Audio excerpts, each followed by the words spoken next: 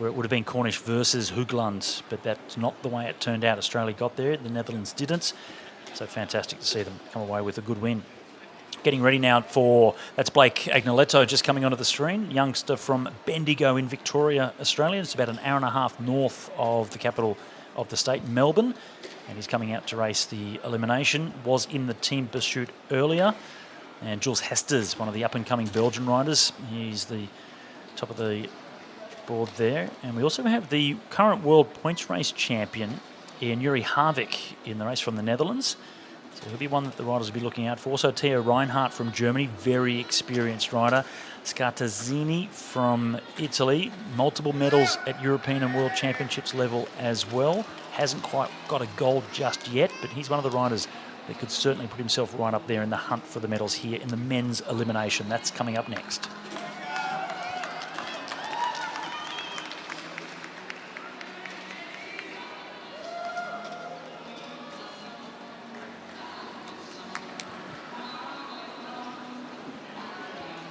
Got to get better at talking and reading screens, I reckon. It's a skill. You're very talented, Scott McGrory. Talking about sprinters that went to endurance, like yourself and Edmondson. We just saw the Greek rider there, Kazakis, that did exactly that. Started out as a pure sprinter, and in his early 30s now. It does seem like he's been around for a long time, but he's become a very handy endurance rider. I thought you were going to say he was very good at Ladies and gentlemen, we are getting ready for Elimination Race. He may be excellent at that as well. Yes, he's been around for a while, hasn't he? 32, maybe 33 years of age. Polikakis, Christos. Thomas Boudard from France, races on the road. He was world champion 2014 in the Omnium, and then went away, did a bit of road, and now he's come back, part of the team pursuit squad. And there's Blake Agnoletto, the youngster. And Glenn O'Shea is the national coach for the track endurance bunch races. So they have split the coaching staff for Australia. Tim Decker looking after the timed events, like the team pursuit. And Glenn O'Shea is looking after the bunch races like this, the Omnium, the elimination, point race, etc. So this is the tense part of the elimination where you're all sitting up on the fence. You've got, or if you're on the bottom, you've got a coach or a staff member holding you, and you're standing there or sitting on your bike waiting for the commissaire to walk past with the whistle. But the commissaire likes to take their time, and they walk all the way to the back of the bunch, and then they blow it from the back. So it's a fast start because everybody's fighting for position. You don't want to get stuck at the back, and it's usually a really, really fast, first 10, 20 laps as everyone gets settled. Yeah, it is a real fight for position, isn't it? They do have a couple of neutral laps before they do go to the first of the elimination laps, and any of the riders that have lined up, and when we look down, there's Jules Hesters, I mentioned him earlier. So really well credentialed are the Belgians in this style of racing. Madison's in particular because of the history of the six-day season. There's the current world champion, Ian Yuri Harvick from the Netherlands. Another rider that's good at this type of racing. Nick Stoppler is the coach, just about to push him to get him going. You can see how it's a desperate push to get them going because it is a fight for position right from the start. Even though this first lap is neutral, you don't get going until they hear the sound of the gun. And for riders like Blake Agnoletto right at the very back, it's a massive disadvantage to be starting the elimination at a Nations Cup level right at the very back. As they come through now all together and the race is underway. We'll see the next or the first of the elimination laps. When they come back around, they'll hear the sound of the bell. Agnoletto, the man in focus, with all the work to do to get himself up and around and not be the first one eliminated. And look at the speed. The average speed of this peloton already absolutely flat chat, sprinting around this first lap. And Agnoletto with a bit of work to do if he wants to stay in this race. He can fan right up around the outside, and then the focus will go right down to the inside of the track. Agnoletto gets around. Indonesia. And it is, unfortunately for the home crowd, the Indonesian rider, Kasuma. Indonesia. Great to see the Indonesians here racing, but it's unfortunate that he's the first one to go. So we have Blake still, he's in a risky spot. He's had to shoulder his way through. He did, real bump of the shoulders there from Agnoletto. Egypt. He's in the risky spot. Ooh. And yep, that's it. So it's Ahmed Saad. Number 18. He's the next one to go. And you can just see just the speed, Nettie, of the men's peloton in particular, just how fast they were going, that it's so important to have good position right from the start so you're not wasting too much energy. It is. We got Tobias Hansen up the top. Indonesia, Was tucked under, but now he's made sure he's on the outside so he can move up and forward. Woodrick from Switzerland, the man in trouble now, right at the very back, and he has realised that already before they came to the line. So Emmanuel is the next one to go. William Perrett's in a bit of a risky spot.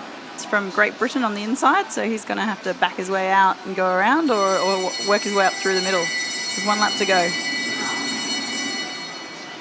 And it's nice and easy on the inside, isn't it? Because you're in the full draft of the peloton. It's the easiest position to be, but it's so simple to get yourself caught out. You can see Perrett now look over the shoulder. He realises he's in big trouble, and look over the other shoulder as well.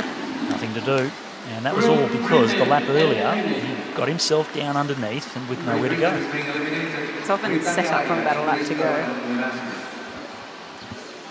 Because people don't want to let people through. They hold their gaps. They make sure that once someone's in a risky spot, they don't let them through. So, ooh, Poland, nice. He's having another crack. Prokopushin it is. Philip Prokopushin high up around the outside. He should get a run down off the banking to keep himself in. And Hesters could be in trouble. Oh, it is Hesters. So Jules Hesters definitely caught out by the finishing speed of Prokopushin from so high. He was right up at the fence coming around the final bend. Oh no, they haven't given it to Hesters. For me, clearly was the one out. Oh, there you go. Well, maybe, yep, different angle, who knows? Yeah, Daniil Evdokomov. He lives to see another day. Well, Hesters needs a little bit better than that if he wants to stay in the race. He's still lungering down towards the back. Prokopushin this time is the one to go out. So Filip Prokopushin from Poland. Big effort last time to stay in, but that's what cost him this time. He didn't have the energy to back it up. Mm-hmm. That's it. If you're pushing too hard too early and you don't change your position or you don't come up with a new plan, then yeah, it does make life quite difficult. Rotem Tenny in a bit of trouble now. Last man up high around the outside. And look at this, Yuri Harvick in a bit of trouble. Also the Canadian right down the very bottom. So Harvick, the current points race world champion, comfortably keeps himself in the race. And I think it's right down the very bottom on the inside. It's Canada. Guillemette, Matthias Guillemette. Nowhere to go on the inside. Yep. It's enticing, isn't it, to be down on the inside because it's the shortest way around the track. It's the easiest amount of effort, but this is what happens. You get caught out. You can't accelerate to get through. Yeah, it depends on the track. So if the finish line is actually quite a long way into the track, if it's a long straight, then it means there's more time for people to rush past at the end. So here we have USA. Eddie Huntsman. USA. Yeah. So Huntsman out. Next one to be eliminated. So you go from being halfway up the bunch on the inside thinking you're fine, but then all of a sudden things change very quickly. And the people who are in desperate positions, they move really quick. So We just saw the national coach for the USA, is Australian Gary Sutton, and this type of race back in his day, he was an excellent points race rider and elimination rider. So a lot of experience, but you can't hand that over to the riders once they get out onto the track. Big move from Christos Volokakis to keep himself out of trouble. And been right at the very top. yeah, it was hard to pick. Focusing on Martorell from Spain. Colby Langer, yeah. Colby Langer, it is, trade team from the United States. So right down the very bottom, Colby Langer. So Martorell, big effort up around the outside. And has to do it once more now. Number 12. All right, inside. Bit of push and shove again from Blake Agnoletto I saw over Scartazelli. Yeah, I reckon it was Volokakis. China windows and door Colby Lane eliminated. Waiting for the official confirmation. Yeah, the pace is starting to drop. Right, it's starting to get a bit more tired. No, so they are... No decision that last time around. And so they did neutralise the last lap, now they're back into it again. And this is one of the challenges with the elimination, is sometimes there is confusion if they can't quite in an instant work out who was the last rider across the line, or if that rider that is eliminated stays in for too long. And I think that was the case there with Colby, that after he was eliminated, he stayed in for the next elimination lap, which really does make it confusing for all of the riders. Oh, very tight across the line. 4 riders across. This will be a tight one to decide as well. Oh, Blake looks like It it's is him. Agnoletto. Australia. Let's see, just there, look at that. A couple of centimetres in it. But Blake Agnoletto, the next one to go, the young Australian. Volokakis off the back a little bit. He's coming in with speed. He'll be all right. And look, the former sprinter bouncing out of the saddle up around the outside to keep himself in. But if he does that too many times, it's really going to cost him in energy towards the end. Spain. And this time we do see the Spanish rider, Eric Martorell, next one to go. So he put in a couple of big efforts. And again, we see how that fatigues the riders and they get eliminated only a couple of times later.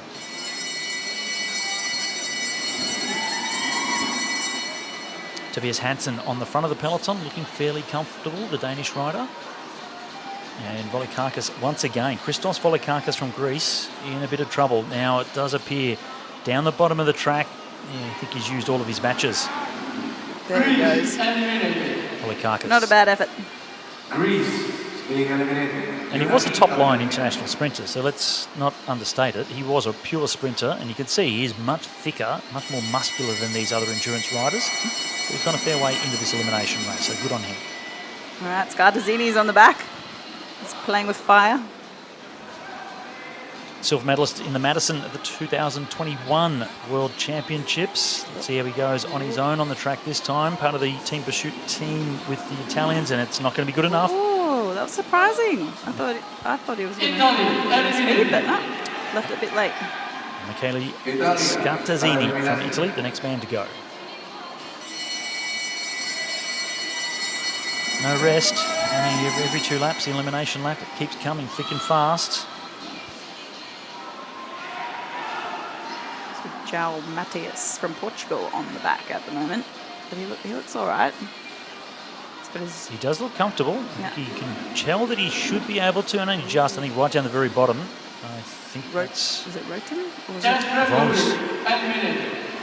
Oh, it was. He's just noticed. Jan Vons from Czech Republic. Yep. So he was the rider right down the very bottom with nowhere to accelerate to get himself across the line.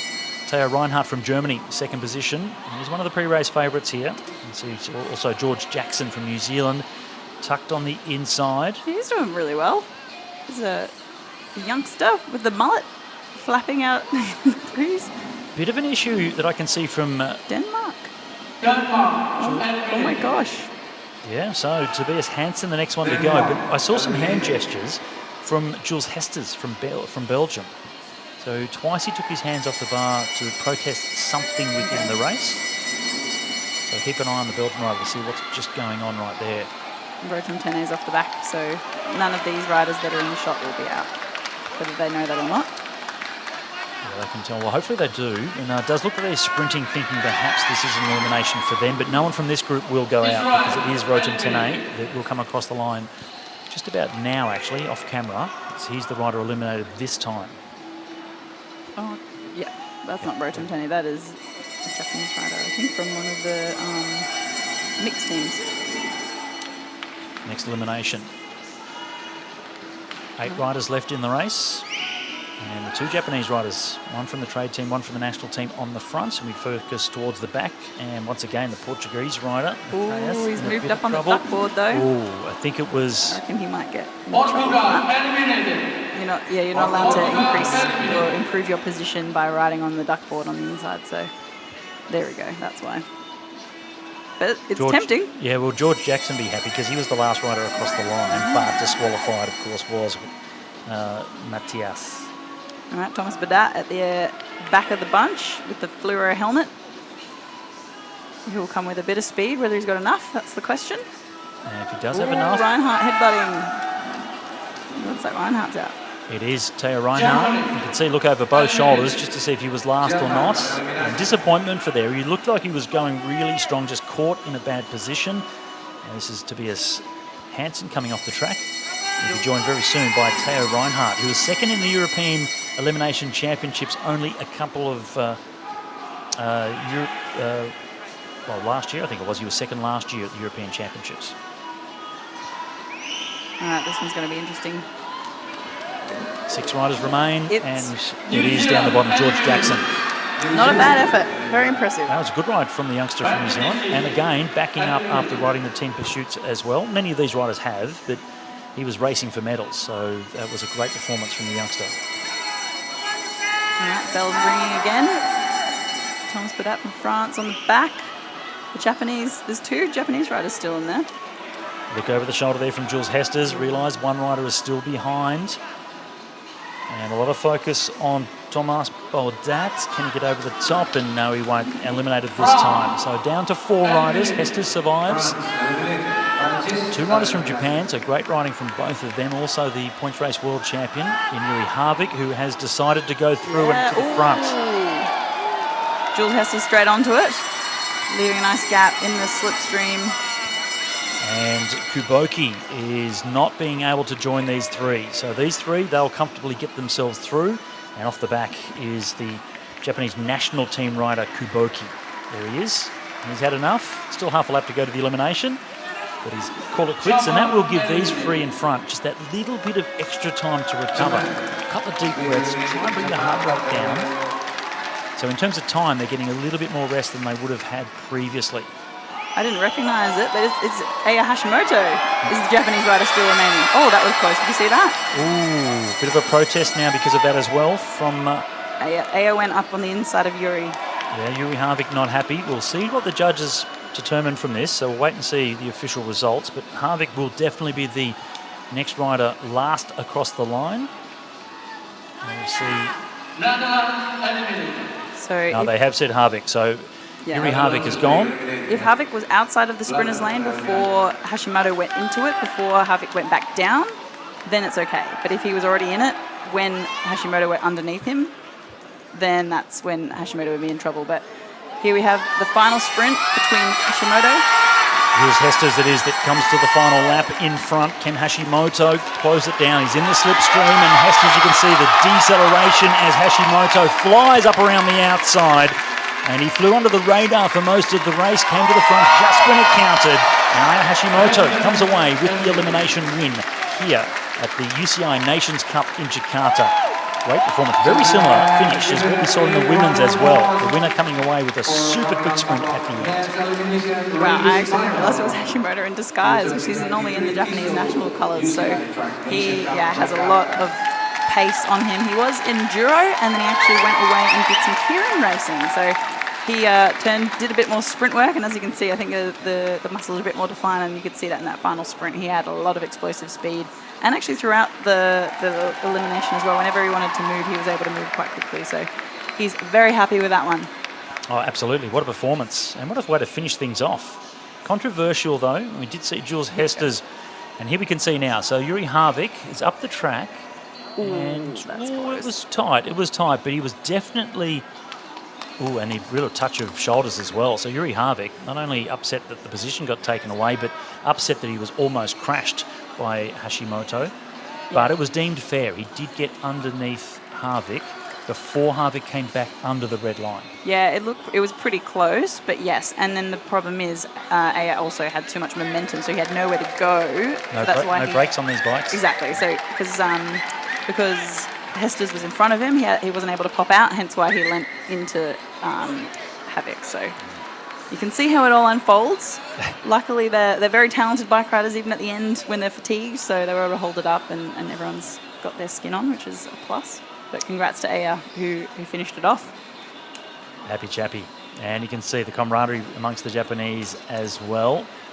So Kuboki willing and on the victory for Hashimoto. So great support between the Japanese riders, one riding for the national team, the other riding for a registered trade team. And that was Hashimoto who came away with the win. Happy chappy, good racing, competitive racing as well. Bit of argy-bargy, shoulder barges, but it just shows just how desperate these riders are to get the wins. Final result, Hashimoto ahead of Hesters and Harvick. Kuboki, making 2 riders in the top 4 for Japan. Gee, they've come on strong in the endurance field.